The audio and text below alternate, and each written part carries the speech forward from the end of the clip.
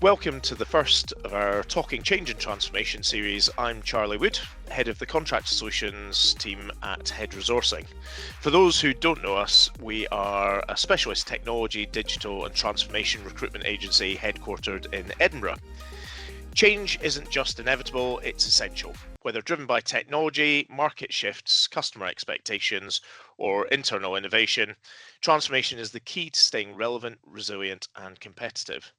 Over the next few weeks, we will be speaking to a number of leaders in the change and transformation space who will be sharing their insights, lessons learned, and practical strategies that can be applied across multiple industries and teams. It's my pleasure today to introduce our guest speaker, Stuart Pratt of CBS Change Partners. Stuart has many years of experience of running enterprise change investment prioritization and portfolio delivery management with a career that spans 34 years in financial services industry, across multiple roles, including Director of Change at Tesco Bank and Head of Transformation at Scottish Friendly. He works effectively with C-suite and delivery teams, linking business strategy to the successful achievement of change outcomes and ensuring the focus on outcomes remains through to benefit delivery. Without much further ado, I'll hand you straight over to Stuart. Charlie, thanks very much. Lovely introduction. Some successes, as you mentioned, but also, as you rightly mentioned, a heck of a lot of lessons learned. And I'm going to try and feed them into the presentation this morning. And I'm going to talk about a subject that, as Charlie mentioned, I've spent a few years working on, which is around strategy alignment and portfolio management. In essence, how do you make the right investments for your organisation, and how do you make sure you get the return on those investments? Let me chat a little bit, first of all, if I can, about the context for this. I think we'd all recognise the pace of change continues to increase as technology enables faster problem solving and more convenient solutions. And that in turn is increasing customer expectations. And the range of change is also increasing as these solutions are being used to solve a wider set of issues. And regulation continued to broaden its reach beyond direct customer impact into indirect elements such as environmental, social and governance activity. And lastly, there's a constant need to invest in security and resilience given ever-increasing threats to operational performance in these areas as well. So against this backdrop, what are the challenges that we need to address? Well, it's important that organisations have the confidence that they're investing in the changes that are most valuable to them, that they're making improvements that will best support them in achieving their strategy. Organisations also need to be confident that the change will give them the business and technology capabilities that they need in the short term, but also beyond that. And with widespread experience of failed change initiatives, organisations want to reduce risk to successful delivery by knowing the resources and methods needed to successfully achieve change outcomes are in place. Finally, having made the right strategic choices and aligned the right resources, there remains a perpetual need to have a razor-sharp focus on delivery of the solutions designed to achieve the agreed outcomes. And let's just chat about the pain, which I'm sure some of you on this call will have felt through these sorts of activities as well. What happens if strategy alignment and portfolio management isn't done well? Well, pain's felt by CEOs, CFOs, IT and change leaders, all of whom understand the challenge, but can also find it a struggle to join all teams together across strategy, financial planning, business outcomes, IT and change. And often the necessary spike in engagement to determine a change portfolio isn't fully supported by all parties. And that can mean a plan isn't fully agreed or its implications aren't really understood. And when that happens, it leads to increased delivery risk or unachievable resource demands, whether that's internally or with key resource partners.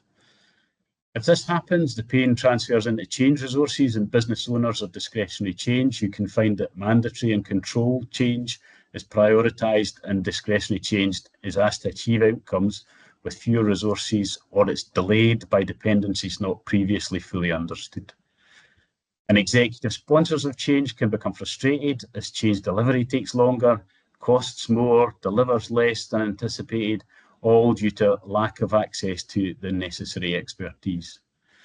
And the operational owners of change, the people who will run the products or service or the operating models that are delivered, they become worried that solutions are suboptimal and will negatively impact customer and colleague experience. And right at the top of the tree, CROs, chief risk officers, and NEDs worry about delivery and implementation risk on all change, but especially regulatory and risk activity. And CEOs, CFOs, and boards worry about the pace of progress in delivering strategy and the failure to achieve committed financial plans. So you can see there's massive value in organisations investing to ensure that they know what change needs to be delivered to achieve key business outcomes and how best to deliver that change. So our goal through this activity is to increase confidence of successful delivery by systematically considering business outcomes, business and technical architecture, solution options, sequencing, resourcing, change methodologies and governance. And organisations also need to plan in detail and then successfully deliver the change that matters most, right through to the performance improvements needed on key business outcomes. Now, to help us with all of this activity, we've got a specific process that, through our experience, has worked really well. 5 steps to it, and the first 2 are focused on strategy alignment. The first of which is to make sure you set your strategic goals. You have to be really clear on your purpose, your strategy, your key business outcomes, and your key performance indicators.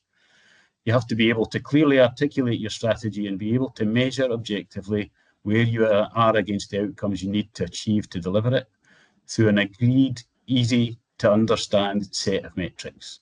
You have to ask yourself, does everyone involved really understand them? And are there shadow agendas that need to be tackled that are a distraction? Most importantly, being clear on where you need to improve, where you need to move the dials lets you understand the capabilities you need to improve and the respective importance to your strategy. Knowing which capabilities will impact your key metrics helps to avoid the who shouts loudest approach to portfolio planning that I'm sure many of you will have seen. Having set your strategic goals, you can then move on to agreeing your strategic priorities. You have to consider your medium-term capabilities rather than just short-term fixes. That helps to avoid technical debt. You have to understand where you want to be in maybe 2 to 3 years' time, or maybe even a further outlook than that, and have a clear roadmap of change that you build along, as that helps to avoid unnecessary inefficiency and future change and operating costs. It also helps to give people clear ownership and purpose of those roadmaps and a pride in the capability that they're responsible for. You need to also consider how you intend to go about improving these capabilities. Will you build them yourself? Will you buy a solution from someone else? Or will you rent a solution, thinking that you want the flexibility to change that capability or the provider that renting can offer you? And in agreeing your priorities for change, I'd also encourage people to apply a healthy set of pragmatism. For most organisations, this isn't just a case of aligning investments to strategy. There's a need to consider and deliver change driven by regulation, by risk appetite, possibly even by legacy issues, and often a need to support small change too. So scrutinising these other items as well as strategic change helps to ensure value is maximised. Having gotten to an agreed view of the investments you want to make, 2 other key learns that we'd suggest come from our past experience. The first is to establish a backlog of items that you do expect to do in future change cycles. Better to say yes, but not right now, rather than say no, if you are genuinely committed to an initiative but can't start it straight away. And second, a real favourite of mine, if it is no, then say no. Stop pet projects, stop side of desk work, and stop people being distracted from agreed priorities. Share explicitly what is not being done and why other things have been determined to be more important. Doing both of these things helps to keep colleagues engaged and reduces misunderstanding about what matters most, bringing a sharper focus to your priorities. So through these first 2 steps in our process, you've determined your priorities for change, so your strategy alignment is complete. Now you want to move on to the steps of the process that you can take to reduce delivery risk through good portfolio management. And we've seen these steps make a real difference to organisations, setting them up for successful delivery of change, implementation, and right on to benefit delivery. moving the dials as intended and achieving the outcomes that matter. Let's move on to step 3 in our process, planning change and allocating resource. The first activity is to agree a sequence for the initiatives within your portfolio.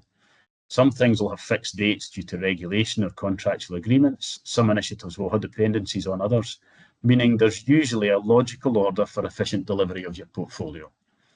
And as well as the best order to deliver the change, there might be reasons to think about sequencing to optimise the impact on customers or colleagues.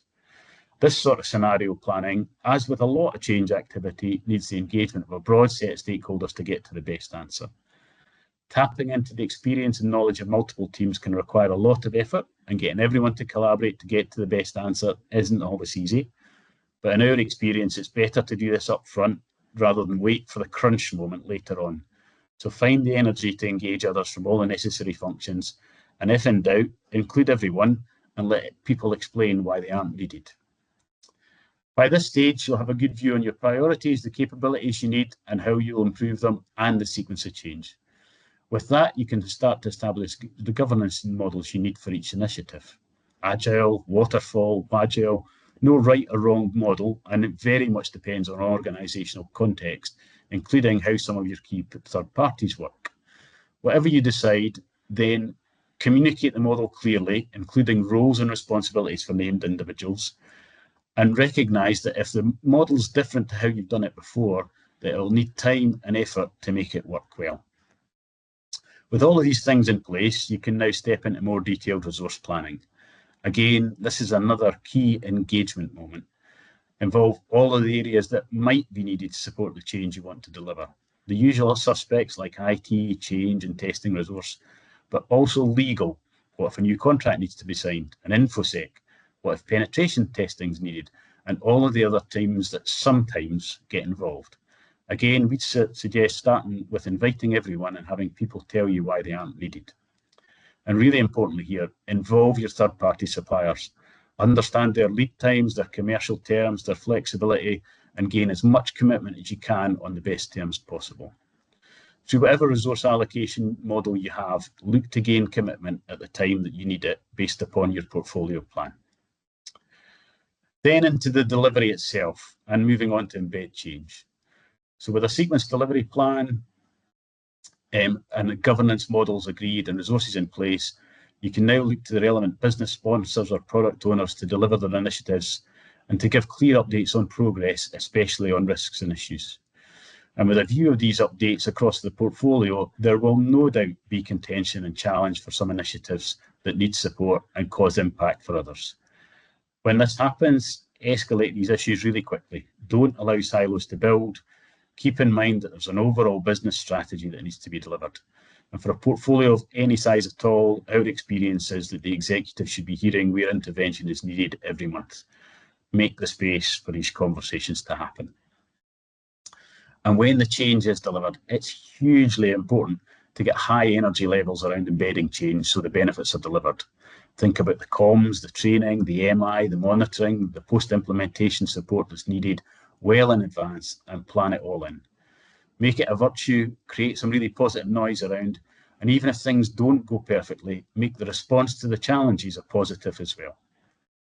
Lastly here, give people time to agree and share learnings. Don't just have a whinge across the project team. Structure a session, involve the sponsor, agree actions and track them through to completion. Importantly, because change communities can be quite transient, share the lessons more broadly than the team that actually delivered. Having delivered your change, you can then get on to our last step in the process, measuring outcomes and agreeing the next priorities. Keep measuring the difference that the change has made. Invest time to understand why the change you've delivered has over or underachieved, and understand what does that tell you about what to do next. Is it more of the same but better, or is it something really different that's needed either for your customer or for colleague experience? Use that to inform your next set of priorities.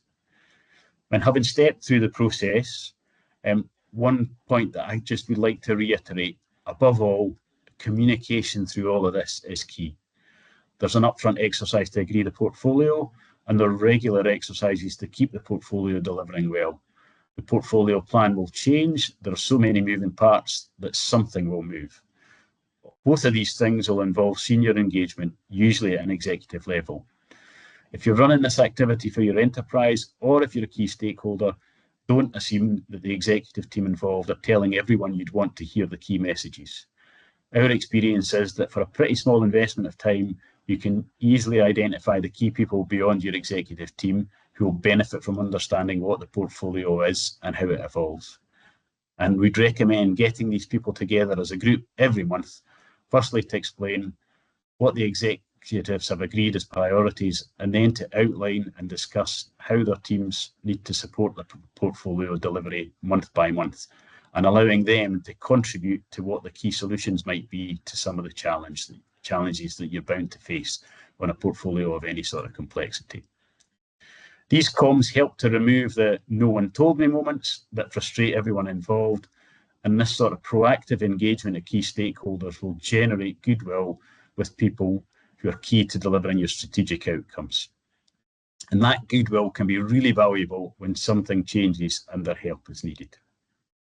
So that's me stepped through our high-level thoughts on how to carry out strategy alignment and portfolio management well.